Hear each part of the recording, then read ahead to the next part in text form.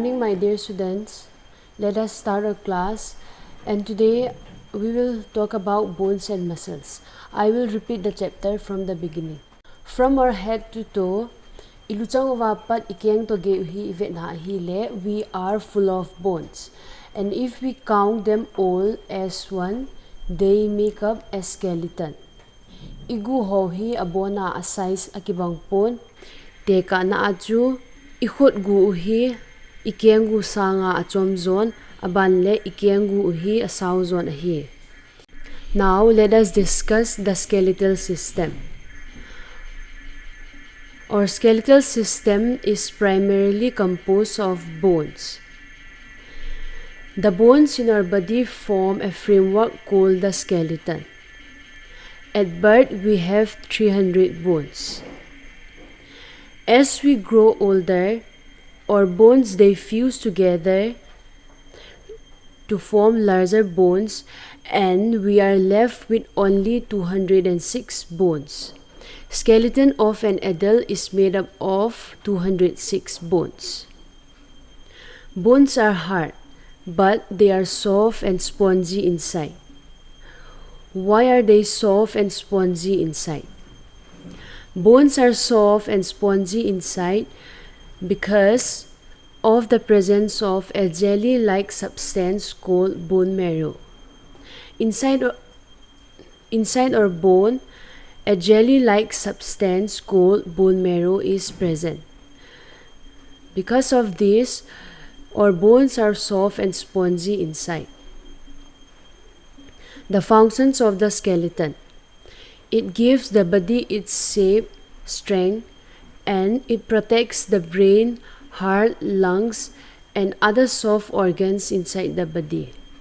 Now let us discuss the parts of the skeleton. The skull. The bones or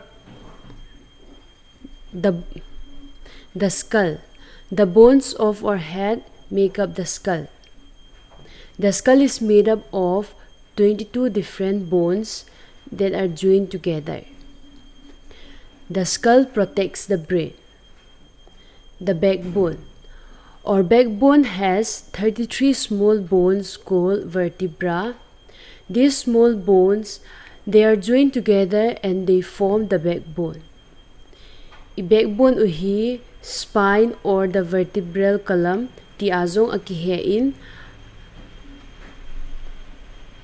and this backbone protects the spinal cord and it supports the weight of our body and head.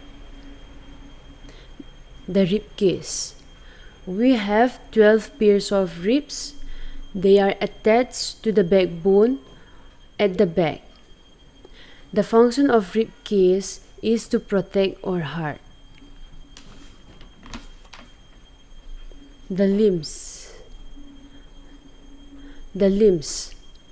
We have two divisions, upper division and lower division. Upper division includes the shoulders. Shoulders iti tingle ilingko, arms, iban, wrists, ikhot chong, hands, ikhot, and fingers, ikhot jung.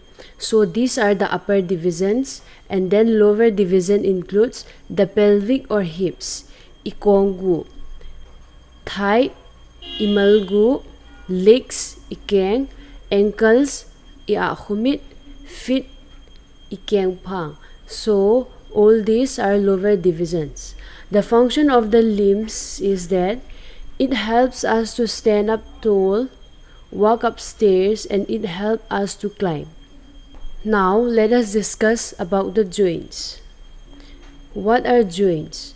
Joints are places where two bones are joined together.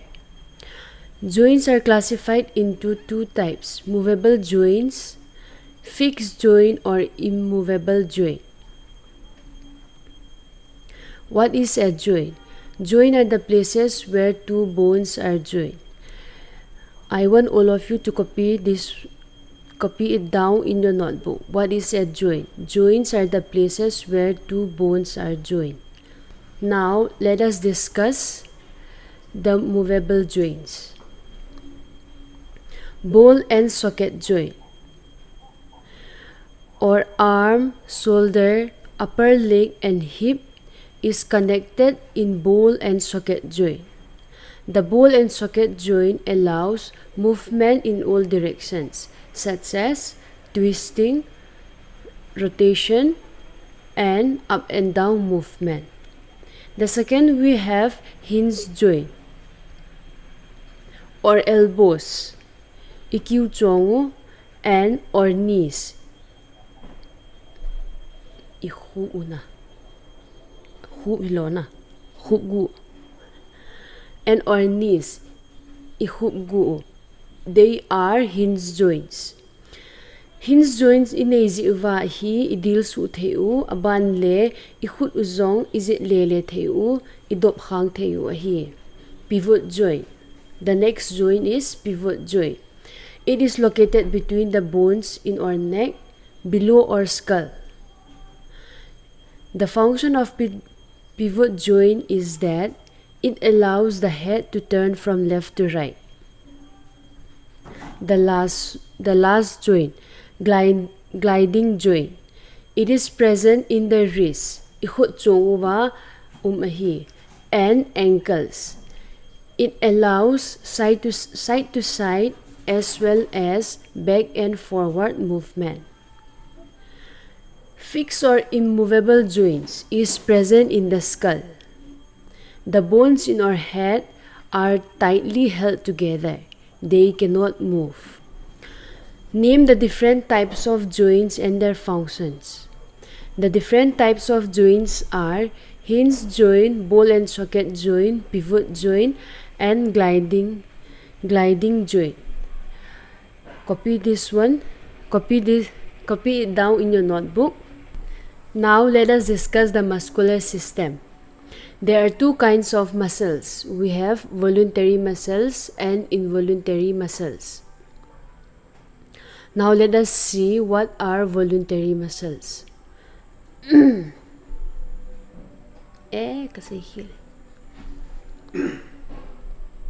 Now let us discuss the muscular system. We have two kinds of muscular system: voluntary muscles and involuntary muscles. Muscles iti tingle, they are the fleshy parts of the body. All the muscles in our body make up the muscular system. Muscles and bones, they both are responsible for the different body movements. Muscles contract and pull to help bones move. They give shape to our body and protects delicate organs. Muscles ho hi akizit ting igu ho hi aluizi a chiaku na chu movement umthe hi. Now let us see the two kinds of muscles. Voluntary muscles. Movement of our leg, hand and arm is controlled by voluntary muscles. Involuntary muscles. Movement of our stomach. The movement of our stomach is controlled by involuntary muscles. What are the differences between a voluntary and involuntary muscles? Voluntary muscles, they are found attached to the bones. They are involved in the movement of body parts. Involuntary muscles, found in the wall of internal organs, involved in the internal movement of the organs. Copy this in your notebook.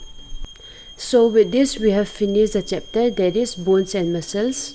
I hope you all are clear with the explanation. Thank you.